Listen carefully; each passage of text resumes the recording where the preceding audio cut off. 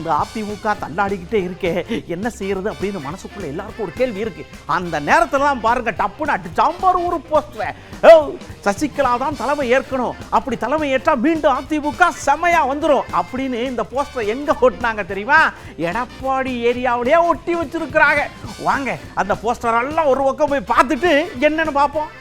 1000 ஆண்டு காலமானாலும் அதிமுகவை யாராலும் அழிக்க முடியாது என்று புரட்சித் தலைவர் முழங்கியது என் உள்ளத்தில் நிலைத்திருக்கிறது.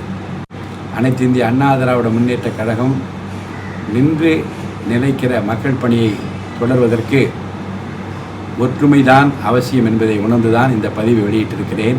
புரட்சித் தலைவி அம்மா அவர்கள் இந்த ஒற்றுமை குறித்து பேசிய அந்த பேச்சுக்களின் தொகுப்பையும் இத்துடன் இணைத்து நான் இப்போது வெளியிட்டுள்ளேன். அனைவரும் சிந்திப்போம், செயல்படுவோம். நம்மில் ஒற்றுமை நீங்கிடில் அனைவருக்கும் தாழ்வே.